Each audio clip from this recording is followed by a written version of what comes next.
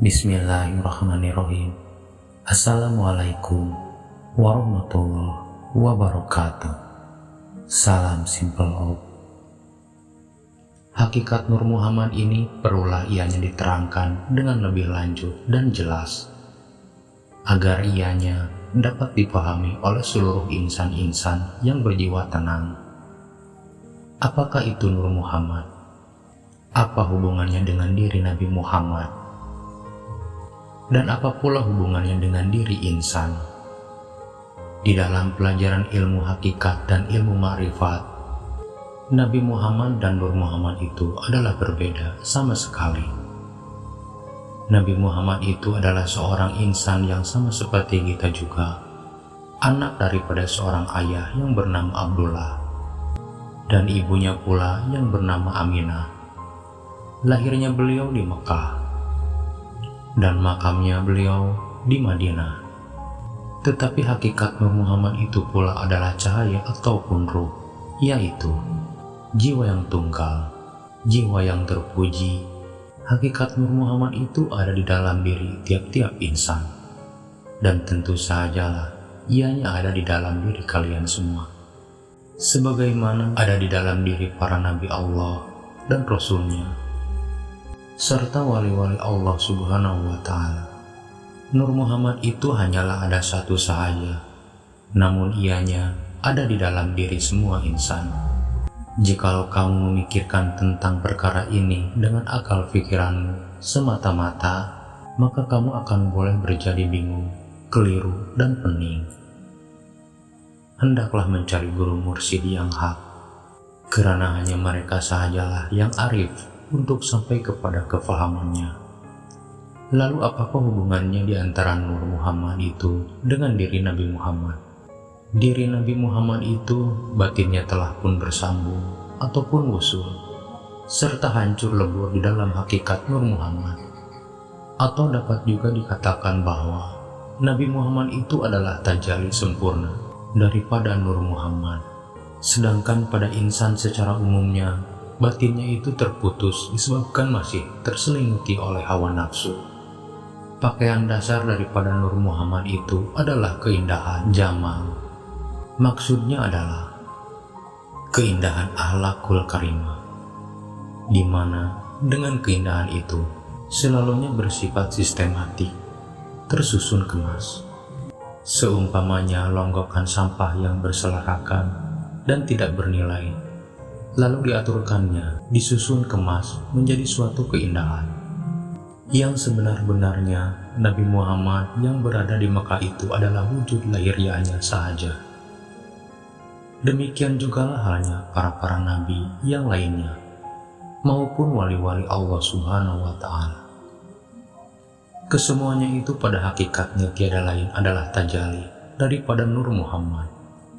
Oleh sebab itulah Rasulullah SAW bersabda bahwa dirinya telah diutuskan hanyalah untuk memuliakan dan menyempurnakan akhlak insan semata-mata. Itulah sejatinya diutuskan Nabi Muhammad SAW.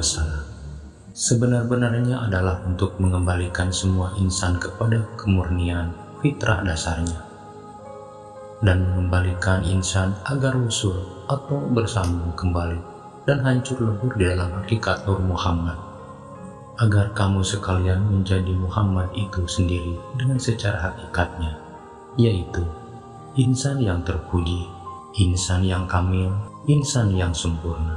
Ia itu kembali kepada fitrah dasar penciptaan insan. Maka sesungguhnya syafaat yang sejati itulah sebenar-benarnya salawat yang sejati itu.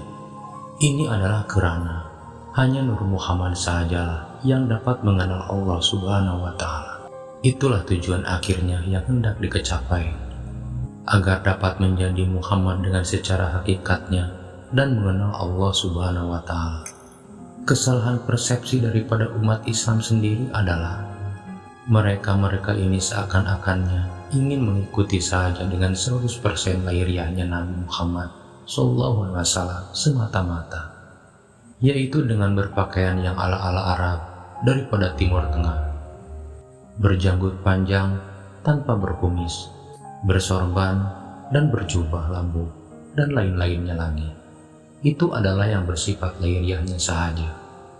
Padahal tujuan sebenar Nabi diutuskan adalah untuk menjadikan kamu Muhammad dengan secara hakikatnya dan menjadi insan yang terpuji yang mengenal Allah Subhanahu wa Ta'ala. Maka daripada itu, jadilah Muhammad dengan secara hakikatnya, karena itulah hakikat yang sesungguhnya. Dan lagi, ketika ingin menjadi Muhammad atau seperti mananya Muhammad yang terpuji, maka ketahuilah bahwa tidak semestinya dengan bernama Muhammad semata-mata. Misalnya, jika lo ingin menamakan anak-anak kamu supaya namanya mencerminkan akhlaknya, contohnya dengan nama Ahmad, Adam, Darwis, Danis, dan lain-lainnya. Itu semua maknanya sama saja. Yang berbeda itu cumalah bahasa panggilannya semata-mata. Pada hakikatnya, boleh dinamakan dengan apa-apa saja, asalkan artinya itu yang baik dan mulia. Karena perkara yang paling penting sekali itu adalah sikap dan perilaku kamu itu yang seharusnya mencerminkan Muhammad yang terpuji itu sendiri. Kita mungkin tidak boleh lagi melihat Nabi Muhammad SAW oleh karena beliau telah pun wafat. Tetapi kita masih boleh bertemu dengan para Muhammad yang lainnya secara hakikatnya.